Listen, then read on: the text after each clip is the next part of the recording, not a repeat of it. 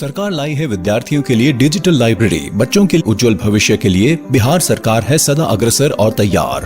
कक्षा 1 से कक्षा 12 तक के सभी पाठ्य पुस्तक पूरक सामग्री एवं वीडियो अब शिक्षा विभाग बिहार सरकार द्वारा विकसित पोर्टल पर है उपलब्ध। अध्ययन सामग्री देखने के लिए BEPCLOTS.bihar.gov.in पर विजिट करें अथवा एंड्रॉइड मोबाइल पर गूगल प्ले स्टोर से E-LOTS ऐप डाउनलोड करें। शिक्षकों, अभिभावकों एवं बच्चों से अनुरोध है कि इस ई-लाइब्रेरी का अधिक से अधिक लाभ उठाएं और अपनी पढ़ाई जारी रखें। हेलो बच्चों, कैसे हो आप सब? आशा करता हूँ कि आपको जो ये घर पर आपके विद्यालय का अनुभव मिल रहा है, आप उसे बहुत एंजॉय कर रहे होंगे और एंजॉयमेंट के साथ साथ आपकी पढ़ाई भी हो रही होगी। आप सभी ने अपना कॉपी और कलम तो ले ही लिया होगा, तो आइए देखते हैं आज के एपिसोड में हम क्या पढ़ेंगे।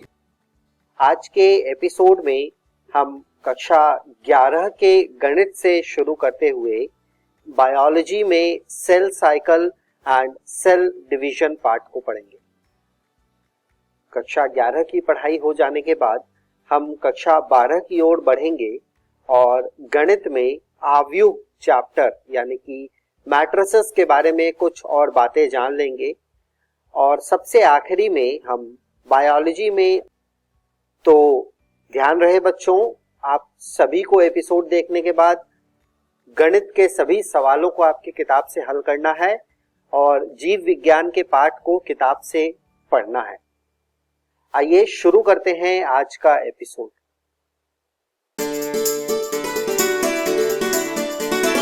डर से नहीं, तैयारी से आगे कदम बढ़ाना है। रुकी जिंदगी में चहल पहल वापस फिर से लाना है। धोकर हाथ पहन कर मास्क सुरक्षित जीवन चलाना है। सुरक्षित जीवन चलाना है।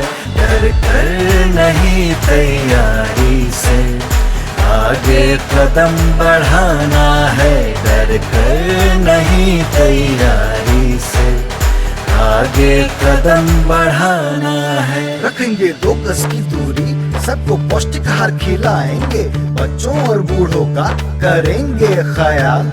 रोगी नहीं, रोग से लड़ कोरोना को हराएंगे। स्वास्थ्य केंद्र फिर से खुल गए, जिनका लाभ उठाना है।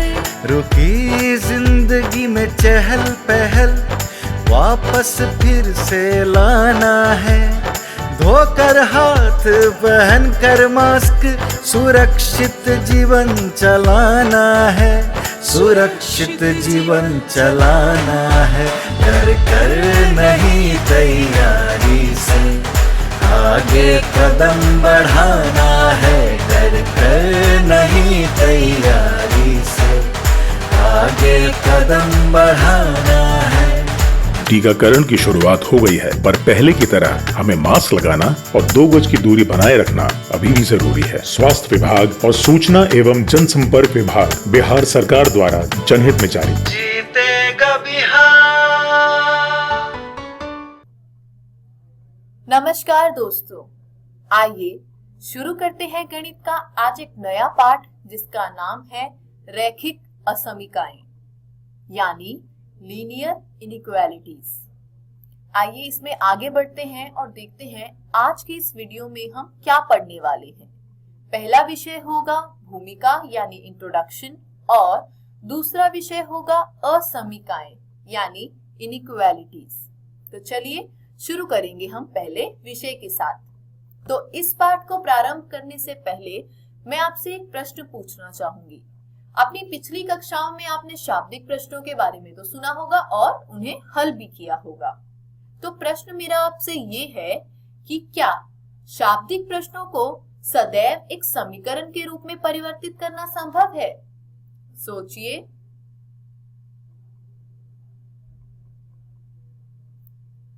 ऐसा हमेशा संभव नहीं होता। क्यों? क्योंकि कुछ ऐसे प्रश्न भी आते हैं जिनमें ये जो चिन्ह आप देख रहे हैं, से कम, से अधिक, से कम या बराबर, से अधिक या बराबर, ऐसे चिन्ह प्रयुक्त होते हैं और इन्हें हम असमीकाएं यानी इनइक्वालिटीज कहते हैं। तो पहले जो दो चिन्ह हैं से कम और से अधिक, ये तो आपने देखे होंगे। से कम में यदि मैं बाएं पक्ष में एक मान रखूं और दाएं पक्ष में एक मान रखूं तो बायां पक्ष जो है वो दाएं पक्ष से हमेशा छोटा होगा, और ठीक उसी प्रकार यदि से अधिक चिन्ह में देखा जाए तो बाएं और जो मान रखा जाएगा वो दाएं पक्ष के मान से हमेशा बड़ा होगा। लेकिन नीचे दो चिन्ह दे रखे हैं, इनका क्या अर्थ है? तो सबसे पहले चिन्ह की चर्चा करते हैं से कम या बराबर वाले की। इसमें से कम भी लगा है और उसके नीचे एक सीधी रेखा भी लिखी गई है। तो बाएं पक्ष का मान जो भी होगा वो दाएं पक्ष से या तो छोटा होगा या बराबर होगा, और ठीक उसी प्रकार दूसरे चिन्ह में बाएं पक्ष में जो भी मान लिखा जाएगा वो दाएं पक्ष से या तो बड़ा होगा या फिर बराबर होगा। तो इसी के साथ हमने एक नया शब्द जाना है असमीकाएं। तो चलिए इसकी परिभाषा देख लेते हैं। एक असमीका दो वास्तविक संख्याओं या दो बीजीय व्यंजकों में इन चिन्हों के प्रयोग से बनती है। तो चिन्ह कौन कौन से हैं? से कम, से अधिक, से कम या बराबर और से अधिक या बराबर। तो असमीका की परिभाषा के बाद आगे बढ़ेंगे और देखेंगे असमीकाओं के प्रकार यानी टाइप्स ऑफ इनइक्वालिटीज, जिसमें पहली है संख्यांक असमीका, न्यूमेरिकल इनइक्वालिटीज। नाम से ही पता चल रहा है कि चर्चा जो होगी वो संख्याओं की होगी। तो आपके सामने एक असमीका दे रखी है 3 जो कि 5 से छोटा है। तो यहाँ पर 3 जो है वो भी एक संख्या है और 5 जो है वो भी एक संख्या है। तो ऐसी असमीकाओं को जिनमें केवल संख्या का प्रयोग हो उन्हें हम संख्यांक असमीका कहते हैं। जैसे कि आप एक और उदाहरण देख सकते हैं 7 जो कि 5 से अधिक है। आगे बढ़ते हैं अगली असमीका की ओर। उसका नाम है शाब्दिक चरांक असमीका यानी लिटरल इनइक्वालिटी। यहाँ पर एक चर की चर्चा की गई होगी। जैसे आप देख सकते हैं यहाँ पर वो जो चर है वो x है। x का मान 5 से छोटा है। ये असमीका आपके सामने लिखी गई है। ये यहाँ पर शब्द यानी चर है और 5 जो है वो संख्या है। ठीक इसी प्रकार का आप एक और उदाहरण देख सकते हैं कि y का मान जो है वो 2 से बड़ा है। आगे बढ़ते हैं तो हमने देखा एक और रोचक तथ्य, यहाँ पर और 2 असमीकाएं लिखी गई हैं। क्या वह भी शाब्दिक असमीका है? तो शाब्दिक असमीका का अर्थ केवल होता है कि उसके अंदर चर होंगे। असमीका में चर जो है वो उपलब्ध होंगे। अब चिन्ह आप उसमें कोई भी लगा सकते हैं, से कम, से ज्यादा, से कम या बराबर या फिर से ज्यादा या बराबर। आगे बढ़ते हैं अगले प्रकार की ओर, द्विअसमीका यानी डबल इनइक्वालिटी।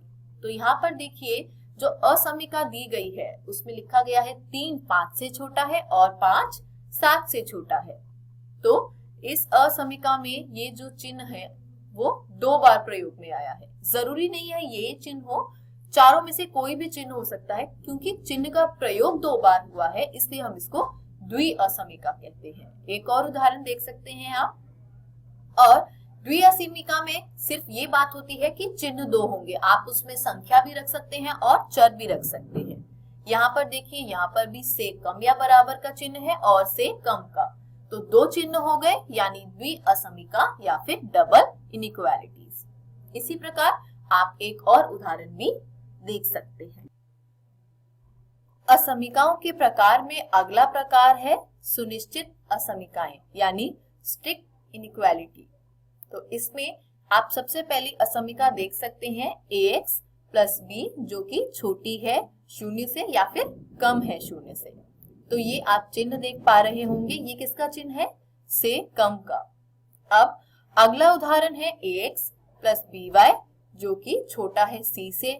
यहाँ पर भी से कम का चिन्ह उपयोग हुआ है। अब अगला आप देखिए ax प्लस b जो कि 0 से बड़ा है, इसमें से अधिक का जो है चिन्ह उपयोग हुआ है। और अगली असमीका है ax प्लस by जो कि c से बड़ी है, यहाँ पर भी से अधिक का चिन्ह उपयोग में लाया गया है। तो यहाँ पर सुनिश्चित असमीका उनको कहा जाता है जहां पर या तो से कम या फिर से अधिक के चिन्ह का प्रयोग किया गया हो। अगर चिन्ह में आप से कम या बराबर या फिर से अधिक या बराबर इन दोनों चिन्हों को देखेंगे तो वह असमिका सुनिश्चित असमिका नहीं होती। आगे बढ़ते हैं, देखते हैं अगला प्रकार असमिकाएं जिसे हम स्लैक इनइक्वालिटी के नाम से जानते हैं। यहाँ पर देख सकते हैं आप, पहली असमिका है ax plus b less than equal to 0, यानी ax प्लस बी से कम या बराबर 0। तो ax प्लस बी का जो मान है वो या तो 0 से कम होगा या फिर 0 के बराबर होगा, कोई निश्चितता यहाँ पर नहीं है। ठीक उसी प्रकार इस वाले समीकरण में भी आपने देखा। तो जो स्लैक इनइक्वालिटी होता है इसमें खास बात ये होती है कि इसमें जो चिन्ह प्रयोग होते हैं वो दो ही प्रकार के होते हैं, या तो वो चिन्ह होगा से कम या बराबर का, या फिर वो चिन्ह होगा से अधिक या बराबर का। इसी के साथ असमिकाओं के जो प्रकार थे आपके वह समाप्त हो गए। इनको अच्छे से याद रखिएगा कि कौन से चिन्ह का प्रयोग आपको कहाँ करना है।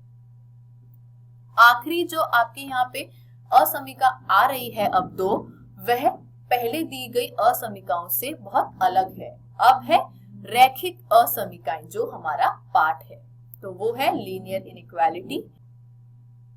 तो पहली जो असमिका है वो है ax plus b less than equal to 0, यानी ax प्लस बी इसका जो मान होगा वो या तो 0 से छोटा होगा या 0 के बराबर होगा। तो यहाँ पर x जो है वो आपका चर है, एक वेरिएबल है, और a और b जो है वो यहाँ पर अचर फलन है। तो इस प्रकार की असमिकाओं को हम रैखिक असमिकाएं कहते हैं, और इन रैखिक असमिकाओं में केवल एक ही चर जो है वह उपलब्ध है। इसी के साथ हम आगे बढ़ेंगे और देखेंगे रैखिक असमिकाओं का एक दूसरा प्रकार, दो चर में रैखिक असमिकाएं यानी linear inequalities in two variables. तो आपके सामने एक असमिका दी गई ax plus by less than equal to c, जहां पर x और y दो चर हैं यानी दो वेरिएबल हैं, और a और b जो है वो क्या है, वो दो अचर फलन है। इसी प्रकार से आप और असमिकाएं देख सकते हैं। यहाँ पर चिन्ह आप कोई भी प्रयोग कर सकते हैं चारों में से एक, बस यहाँ पर जो स्थिति है वो यह होगी कि आपकी असमिका में दो चर होने अनिवार्य। आगे बढ़ते हैं और इसी के साथ हमारा ये अध्याय समाप्त हुआ। आज हमने जाना असमिकाएं होता क्या है, संख्यांक असमिका, द्विअसमिका और सुनिश्चित असमिकाएं यानी असमिकाओं के विभिन्न प्रकार। उसके बाद हमने पढ़ा रैखिक असमिकाएं, और उसमें भी दो प्रकार थे, एक चर और दो चर। आशा करती हूँ आज का अध्याय आपको समझ आया होगा। घर जाइए, अपनी पुस्तिका में दिए गए पाठ 5 की जो पहले कुछ पन्ने हैं उन्हें पढ़कर इन और असमिकाओं को हल करने का प्रयत्न कीजिए। किसी भी प्रकार के संदेह एवं सहायता के लिए हम हमेशा उपलब्ध हैं। धन्यवाद। नमस्कार दोस्तों, आज हम जीव विज्ञान का एक बहुत ही महत्वपूर्ण अध्याय पढ़ने जा रहे हैं। इस वीडियो में हम पढ़ेंगे कोशिका चक्र और कोशिका चक्र की प्रावस्थाएं। कोशिका चक्र क्या है? कोशिका विभाजन सभी जीवों के लिए एक अत्यंत महत्वपूर्ण प्रक्रिया है। एक कोशिका विभाजन के दौरान डीएनए प्रतिकृति व कोशिका वृद्धि होती है। ये सभी प्रक्रियाएं जैसे कोशिका विभाजन, डीएनए प्रतिकृति और कोशिका वृद्धि एक दूसरे के साथ समायोजित होकर इस प्रकार संपन्न होती है कि कोशिका विभाजन सही होता है व संतति कोशिकाओं में इनकी पैतृक कोशिकाओं वाला जीनोम होता है। घटनाओं का यह अनुक्रम जिसमें कोशिका अपने जीनोम का द्विगुण व अन्य संघटकों का संश्लेषण और तत्पश्चात विभाजित होकर दो नई संतति कोशिकाओं का निर्माण करती है, इसे कोशिका चक्र कहते हैं। यद्यपि कोशिका वृद्धि एक सतत प्रक्रिया है जिसमें डीएनए का संश्लेषण कोशिका चक्र की किसी एक विशिष्ट अवस्था में होती है। कोशिका विभाजन के दौरान प्रतिकृति गुणसूत्र यानी डीएनए जटिल घटनाक्रम के द्वारा संतति केंद्रों में वितरित हो जाता है। ये सारी घटनाएं आनुवांशिक नियंत्रण के अंतर्गत होती है। कोशिका चक्र की प्रावस्थाएं। एक प्ररूपी यानी यूकैरियोटिक चक्र का उदाहरण मनुष्य की कोशिका के संवर्धन में होता है, जो लगभग प्रत्येक 24 घंटे में विभाजित होती है। यद्यपि कोशिका चक्र का ये अवधि एक जीव से दूसरे जीव एवं कोशिका से दूसरी कोशिका प्रारूप के लिए बदल दी जा सकती है। उदाहरणार्थ, ईस्ट के कोशिका चक्र के पूर्ण होने में लगभग 90 मिनट लगते हैं। कोशिका चक्र की 2 मूल प्रावस्थाएं होती है।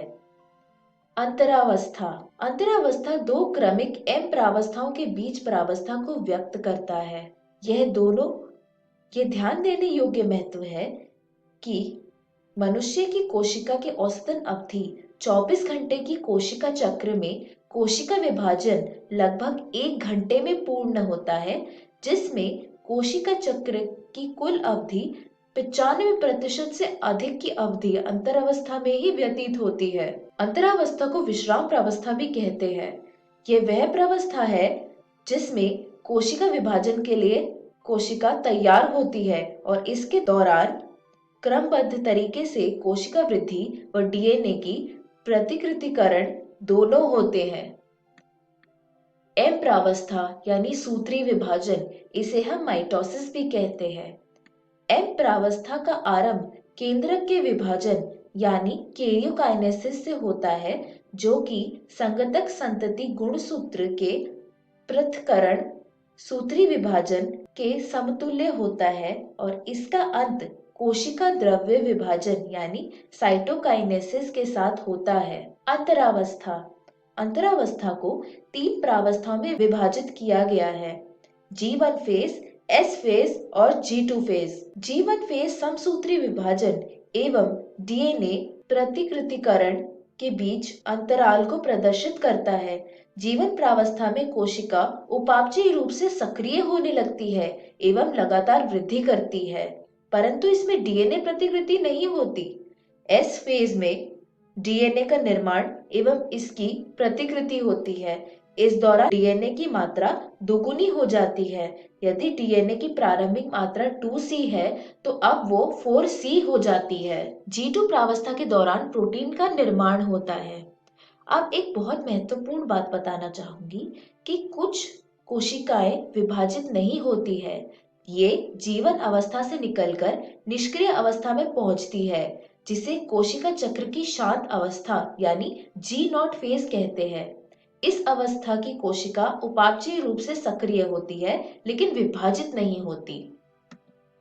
एम प्रावस्था। सूत्री विभाजन को 4 अवस्थाओं में विभाजित किया गया है: पूर्वावस्था यानी प्रोफेज, मध्यावस्था यानी मेटाफेज, पश्चावस्था यानी एनाफेज, अंत्यावस्था यानी टीलोफेज।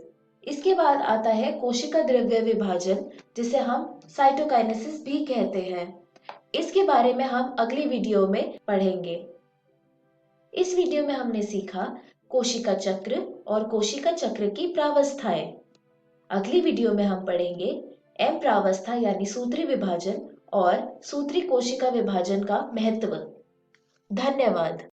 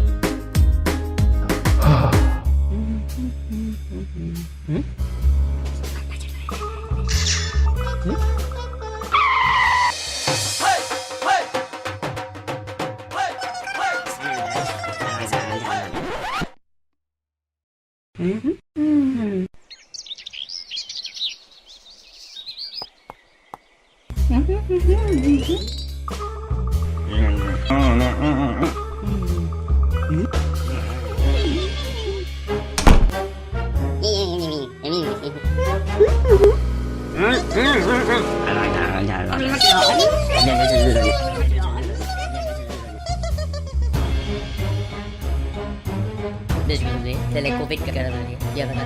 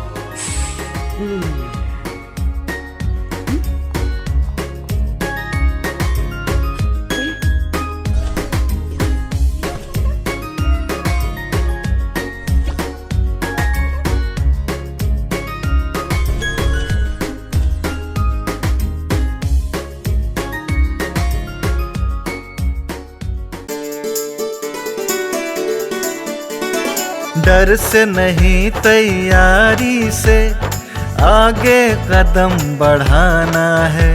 रुकी जिंदगी में चहल पहल वापस फिर से लाना है।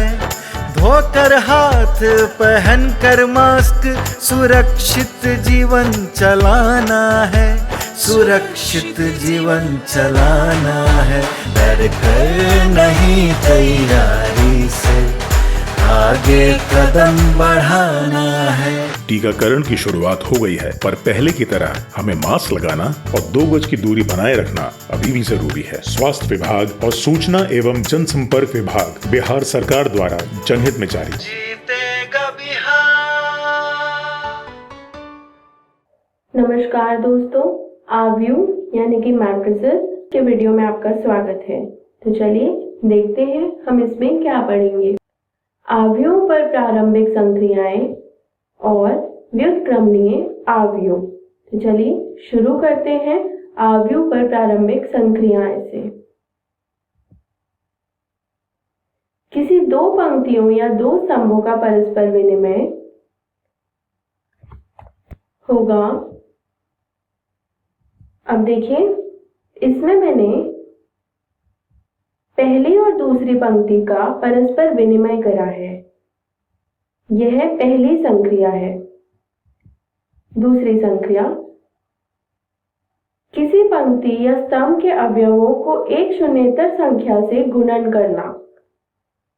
जैसे कि R1 में मैंने 7 से गुना करा है। देखिए,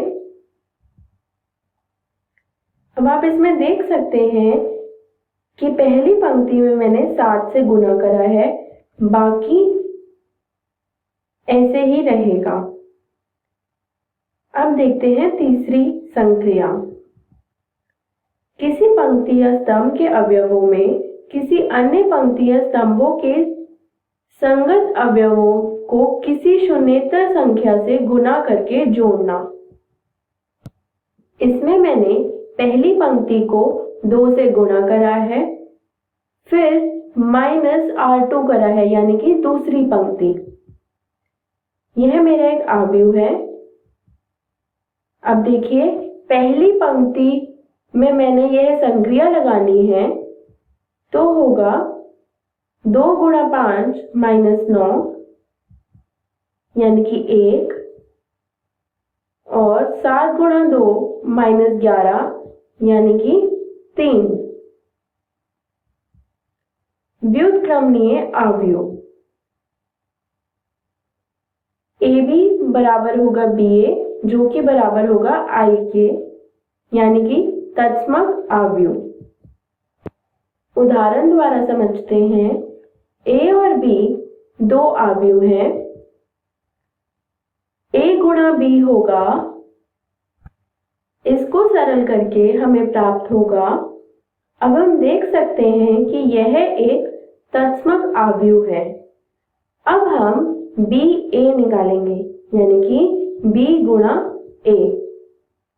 इसको सरल करने पर भी हमें एक तत्समक अवयव प्राप्त होगा, यानी कि BA का व्युत्क्रमणीय अवयव है। उदाहरण, प्रारंभिक संक्रियाओं के प्रयोग द्वारा अवयव A का व्युत्क्रम ज्ञात कीजिए। चरण 1। पहले हम A को A के बराबर रखेंगे। अब हम इसमें I लिखेंगे, यानी कि A बराबर होगा I A के। अब देखिए, इस A में हम तत्समक अवयव बनाएंगे और I की जगह पे जो हमें मान ज्ञात होगा वह अवयव व्युत्क्रम होगा। देखिए, यहां मैंने A बराबर I A की जगह पे यह लिख दिया। हम यहाँ पर तत्समक अवयव बनाएंगे और हमें यहाँ पे A का व्युत्क्रम प्राप्त होगा। तो चलिए अब हम पंक्ति संक्रिया लगाएंगे। तत्समक अवयव बनाने के लिए हमें 1 0 0 1 चाहिए। हम देख सकते हैं कि यहाँ पर 1 हमारे पास है। अब हमें यहाँ 2 की जगह पे 0 बनाना है। अब क्योंकि हमें तत्समक अवयव बनाना है तो हम दूसरी पंक्ति में यह संक्रिया लगाएंगे। इसके बाद हमें मिलेगा, अब आप देख सकते हैं कि यहाँ पे मुझे 0 मिल गया और यह संक्रिया मैंने दोनों तरफ लगाई है। अब मुझे -5 की जगह पे 1 चाहिए, यानी कि दोबारा से मुझे दूसरी पंक्ति में संक्रिया लगानी होगी। इसके बाद मुझे मिलेगा, ध्यान दीजिए यहाँ पे 1 बन चुका है और यह संक्रिया दोनों तरफ लगी है। अब तत्समक अवयव के लिए केवल हमें 2 को 0 बनाना होगा। तो पहली पंक्ति में हमने संक्रिया लगाई, यहाँ पे 0 बन चुका है और यह संक्रिया दोनों तरफ लगी है। अब क्योंकि यहाँ पे तत्समक अवयव बन चुका है और हम जानते हैं I यानी कि तत्समक अवयव बराबर होता है A प्रतिलोम गुणा A के, तो इसलिए A प्रतिलोम बराबर होगा इस अवयव के। उदाहरण, प्रारंभिक संक्रियाओं के प्रयोग द्वारा अवयव A का व्युत्क्रम ज्ञात कीजिए। सबसे पहले हम A को बराबर रखेंगे I गुणा A के, तो हमें मिलेगा। तो चलिए अब हम व्युत्क्रम निकालने के लिए तत्समक अवयव बनाना शुरू करते हैं। क्योंकि हम देख सकते हैं कि यहाँ पे 0 की जगह पे हमें 1 चाहिए, क्योंकि हमें तत्समक अवयव बनाना है। तो हम पहली और दूसरी पंक्ति को आपस में परस्पर विनिमय करेंगे। तो चलिए पहली संक्रिया लगाते हैं। ये देखिए, यह दोनों तरफ हुआ है। अब हम तीसरी पंक्ति में 3 को 0 बनाएंगे, यानी कि हमें तीसरी पंक्ति में संक्रिया लगानी है। तो हमें मिलेगा, और यह संक्रिया दोनों तरफ लगी है। अब क्योंकि दूसरे स्तंभ में 1 हमारे पास है, यानी कि पहली पंक्ति और दूसरी पंक्ति में हमें 0 बनाना है। तो चलिए पहली पंक्ति में बनाते हैं। यहाँ हमने 0 बना दिया और यह संक्रिया दोनों तरफ लगी है। अब हम यह संक्रिया तीसरी पंक्ति में लगाएंगे। यह संक्रिया दोनों तरफ लगाई है। अब हम दोबारा से तीसरी पंक्ति में संक्रिया लगाएंगे, क्योंकि तीसरी पंक्ति और तीसरे स्तंभ में जहां पे 2 है वहां मुझे 1 चाहिए। यह लगाने के बाद मुझे 1 मिल गया और यह दोनों तरफ लगाई। अब देखिए, पहली पंक्ति में संक्रिया लगाई क्योंकि मुझे -1 की जगह पे 0 चाहिए। और अब दूसरी पंक्ति में यह संक्रिया लगेगी। यह भी दोनों तरफ लगाई है। अब हम देख सकते हैं कि यहाँ पे हमें तत्समक आव्यूह यानी कि I मिल चुका है और हम जानते हैं I बराबर होता है A प्रतिलोम गुणा A के, यानी कि A प्रतिलोम बराबर होगा इस आव्यूह के। इस वीडियो में हमने सीखा आव्यूहों पर प्रारंभिक संक्रियाएं और व्युत्क्रमणीय आव्यूह। अगले वीडियो में हम पढ़ेंगे प्रैक्टिस क्वेश्चंस। धन्यवाद। हेलो दोस्तों, जीव विज्ञान की इस वीडियो में आपका स्वागत है। आज हम एक नया अध्याय शुरू करने जा रहे हैं जिसका नाम है वंशागति तथा विविधता के सिद्धांत। इस वीडियो में हम इस अध्याय का परिचय और मेंडल के वंशागति के नियमों को समझेंगे। तो चलिए शुरू करते हैं। अब दोस्तों, आपने कभी सोचा है कि संतति माता पिता के समान ही क्यों होती है, या इनमें कुछ अंतर भी होता है? अब हम यह तो नहीं कह सकते कि ये एकदम ही क्लोन होते हैं, क्योंकि लैंगिक जनन की प्रक्रिया से कुछ विविधता जरूर आती है। ऐसे ही कुछ प्रश्नों के हम जवाब इस अध्याय में ढूंढेंगे और जानेंगे कि ये सारी चीजें क्यों होती हैं और कैसे होती है। आइए अब एक शब्द वंशागति को समझते हैं। अब इस अध्याय का नाम है वंशागति तथा विविधता के सिद्धांत, तो वंशागति को समझना तो बनता है। वंशागति आनुवांशिकी का आधार है। वंशागति वह प्रक्रम है जिससे लक्षण जनक से संतति में जाते हैं। जैसा कि आप इस तस्वीर में देख सकते हैं कि पिता के कान के आकार की बेटे के कान के आकार की से मिलती है, जिसका सीधा साधा मतलब यह है कि कुछ लक्षण जनक से संतति में गए हैं। यही वंशागति कहलाती है। अब हमने वंशागति को तो समझ लिया, तो चलिए विविधता को भी समझ लेते हैं। विविधता जनक और संतति के लक्षणों की असमानता की अवस्था है। आइए दोस्तों, अब आगे बढ़ते हैं और मेंडल के वंशागति के नियमों को समझते हैं। अब दोस्तों, एक शख्स था जिसका नाम था ग्रिगोर मेंडल, जिनकी आप साथ में तस्वीर भी यहाँ पर देख सकते हैं। इन्होंने 1856 से लेकर 1863 तक मटर के पौधे के ऊपर संकरण के प्रयोग किए थे तथा उनके आधारों पर इन्होंने ये सारे वंशागति के नियमों को प्रस्तावित किया, और इन नियमों के बारे में हम आने वाले वीडियो में विस्तार से पढ़ेंगे। अब आगे बढ़ने से पहले हम लक्षण तथा विशेषक में अंतर समझ लेते हैं। तो सबसे पहले हम लक्षण को समझेंगे। यह व्यक्तिगत विशेषता है, जैसे कि तने की लंबाई, और दूसरी ओर मैंने विशेषक को लिखा है किसी लक्षण में अंतर समझने योग्य विशेषक और उसकी डिटेक्टेबल वेरिएंट, जैसे कि लंबा और बौना। इसको थोड़ा और अच्छे समझने के लिए आप देख सकते हैं कि यह एक पेड़ है। अगर हम इसकी लंबाई की बात करें तो ये इसका लक्षण है, और उसी पेड़ का लंबा और बौना होना बाकी पेड़ों की तुलना में विशेषक कहलाता है। तो ये चीज आप सभी को याद रखनी है।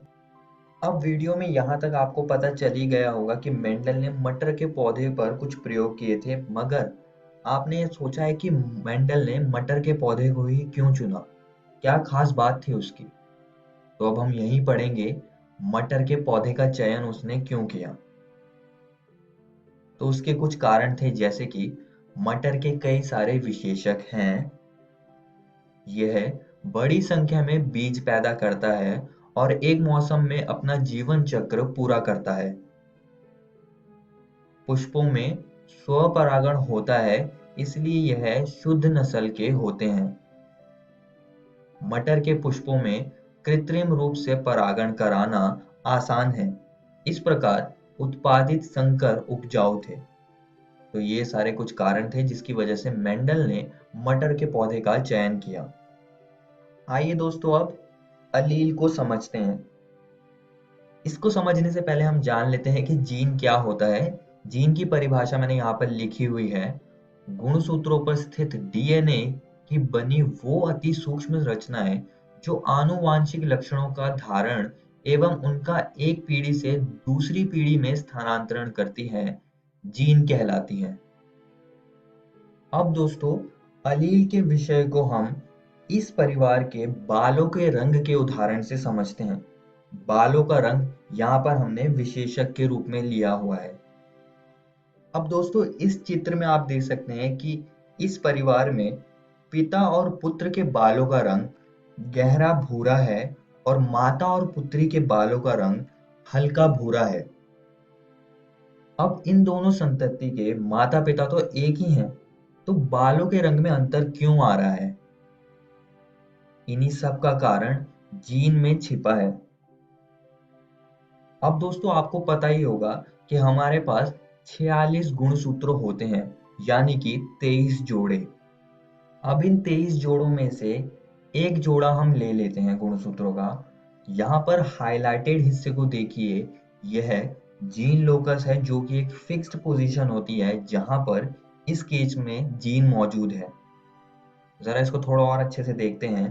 अब मान लीजिए ये वाला जीन उस परिवार में गहरे भूरे रंग को दिखा रहा है, या कह सकते हैं हम उस परिवार के गहरे भूरे रंग का फिनोटिपिक कैरेक्टर को ये दिखा रहा है।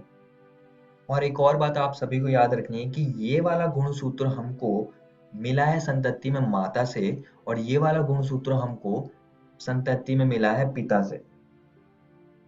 अब हर एक जोड़ा एक एक एलील का योगदान करेगा।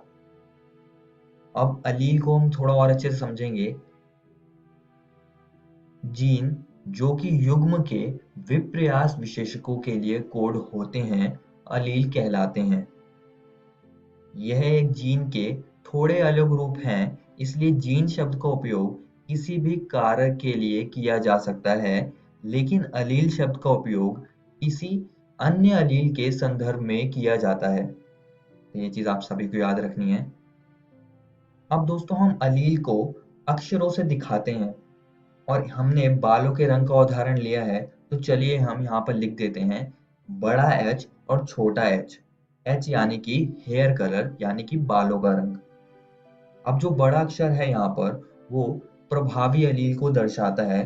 प्रभावी अलील वो अलील होते हैं जो कि एक्सप्रेस हो सकते हैं, यानी कि जो अपने आप को व्यक्त कर पाए। और छोटा अक्षर अप्रभावी अलील को दर्शाता है, जो कि अपने आप को व्यक्त नहीं कर पाता जब साथ में प्रभावी अलील होता है। ये चीज आप सभी को याद रखनी है। अब अगर दोनों ही प्रभावी अलील साथ में हो या कोई एक प्रभावी अलील हो, तो वो जो प्रभावी विशेषक है उसको वो व्यक्त कर पाएंगे। तभी उस पुत्र में बालों का रंग गहरा भूरा था, क्योंकि वो प्रभावी विशेषक था वहां पर। और इसी बात से अगर हम समझे, तो पुत्री के पास जरूर ये वाले अप्रभावी अलील होंगे, छोटा h, क्योंकि उसके बालों का रंग हल्का भूरा था। तो हम कह सकते हैं कि पुत्र के पास बड़ा H या बड़ा H छोटा h अलील होंगे, तभी उसके बालों का रंग गहरा भूरा था।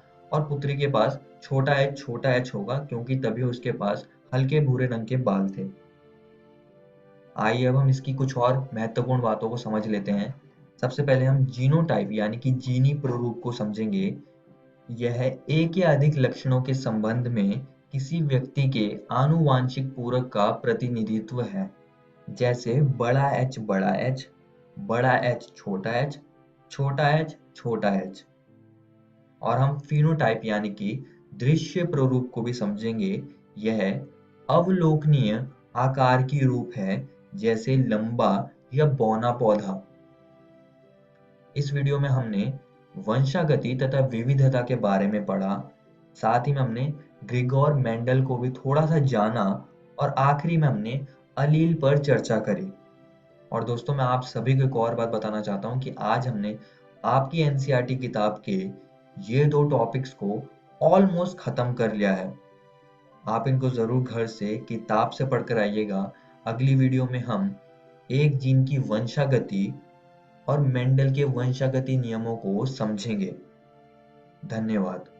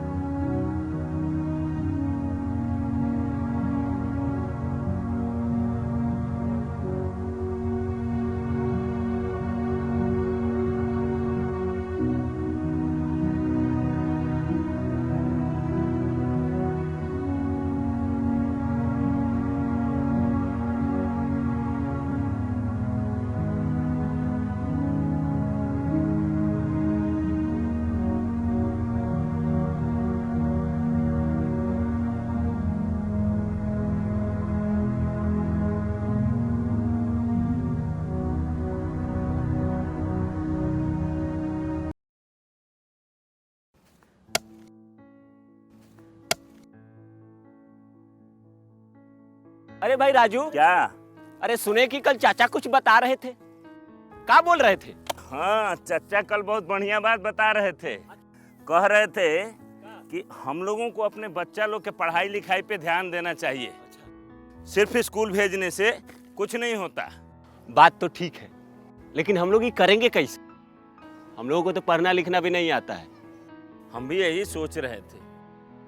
अरे वो देखो, मास्टर साहब भी सही टाइम पे आ गए। चलो उन्हीं से पूछ लेते हैं। मास्टर साहब प्रणाम। प्रणाम प्रणाम। मास्टर साहब, आपसे एक बात का जानकारी लेना था। हाँ, पूछिए। अब हम लोग तो ठहरे कम पढ़े लिखे आदमी, हाँ। लेकिन हम लोग का बच्चा लोग स्कूल में जाके क्या करता है, क्या सीखता है, क्या पढ़ता है, ये हम लोग कैसे जानेंगे? बहुत आसान है। अच्छा, कैसे? चलिए आप लोग स्कूल में, हम बताते हैं। जी जी चलिए। जी सर, चलिए। चलो चलो। हाँ हाँ चलिए। हाँ हाँ, हम उठा लेते हैं। चल। आइए, ये देखिए, ये है क्लास 3 का अधिगम प्रतिफल पोस्टर। इसका मतलब है यदि आपका बच्चा वर्ग 3 में पढ़ता है तो उसे इस पोस्टर में जो लिखी गई सारी चीजें उसे जानकारी होनी चाहिए। ये क्या है? पक्षी। और ये क्या है? पेड़। यानी कि तीसरी कक्षा समाप्त होते होते आपका बच्चा पशु, पक्षी, फूल, पत्ती आदि के बारे में सीख जाएगा। हर क्लास और हर विषय के लिए अधिगम प्रतिफल पोस्टर बनाए गए हैं। आइए कुछ दूसरे तरीके जानते हैं। जी सर। ये देखिए, ये है हमारे बच्चों की कॉपियाँ और ये है सही का निशान। इसका मतलब है कि इस प्रश्न का उत्तर आपके बच्चे ने बिल्कुल सही दिया है। जितना ज़्यादा होंगे ये निशान, उतना बढ़िया सीखा है आपका बच्चा। और ये क्या है?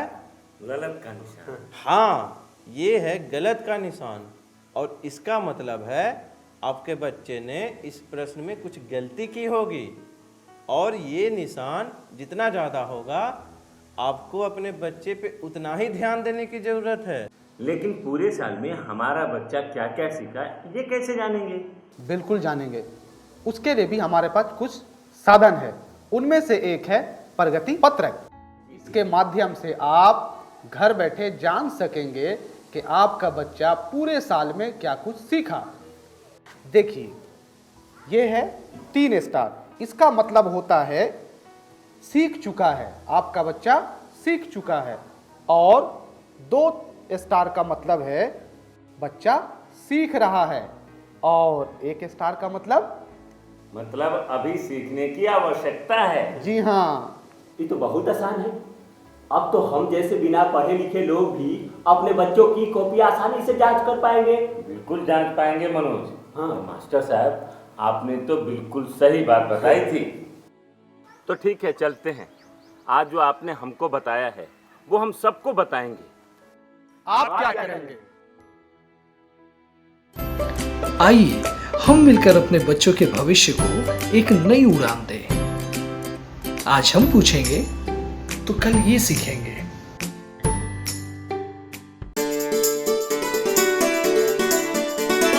डर से नहीं, तैयारी से आगे कदम बढ़ाना है। रुकी जिंदगी में चहल पहल, वापस फिर से लाना है। धोकर हाथ, पहन कर मास्क, सुरक्षित जीवन चलाना है। सुरक्षित जीवन चलाना है। डर कर नहीं, तैयारी से आगे कदम बढ़ाना है। डर कर नहीं, तैयारी से आगे कदम बढ़ाना है। रखेंगे 2 गज की दूरी, सबको पौष्टिक आहार खिलाएंगे। बच्चों और बूढ़ों का करेंगे ख्याल। रोगी नहीं, रोग से लड़ कोरोना को हराएंगे। स्वास्थ्य केंद्र फिर से खुल गए, जिनका लाभ उठाना है। रुकी जिंदगी में चहल पहल, वापस फिर से लाना है। धोकर हाथ, पहन कर मास्क, सुरक्षित जीवन चलाना है। सुरक्षित जीवन चलाना है। डर कर नहीं, तैयारी से आगे कदम बढ़ाना है। डर कर नहीं, तैयारी से आगे कदम बढ़ाना है। टीकाकरण की शुरुआत हो गई है, पर पहले की तरह हमें मास्क लगाना और 2 गज की दूरी बनाए रखना अभी भी जरूरी है। स्वास्थ्य विभाग और सूचना एवं जनसंपर्क विभाग बिहार सरकार द्वारा जनहित में जारी। जीतेगा बिहार।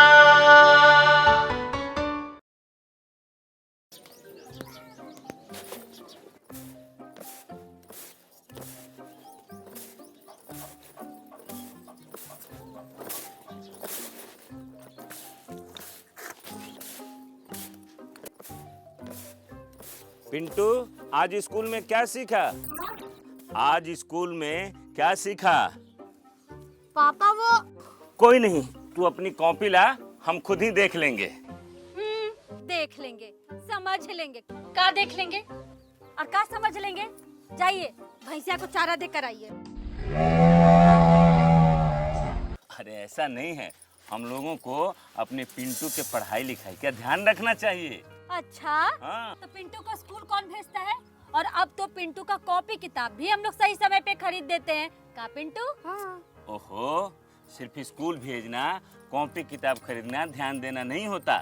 ध्यान देने का मतलब है कि अपना पिंटू स्कूल में काका सीख रहा है, उस सब बात की जानकारी रखना। भक, का मजाक करते हैं जी? ये हम लोग कैसे जान लेंगे? अरे सब जान लेंगे, बहुत आसान है, हम बताते हैं। ये है सही का निशान।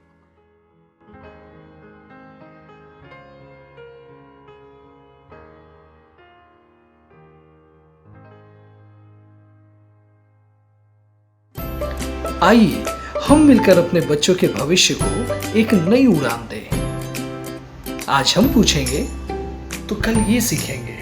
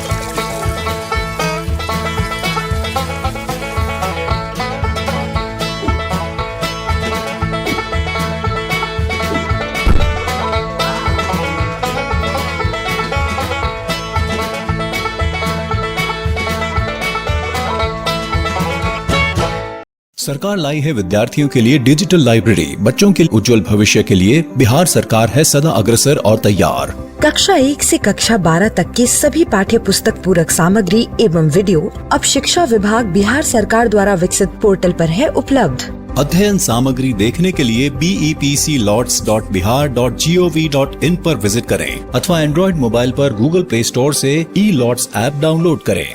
शिक्षकों, अभिभावकों एवं बच्चों से अनुरोध है कि इस ई लाइब्रेरी का अधिक से अधिक लाभ उठाएं और अपनी पढ़ाई जारी रखें।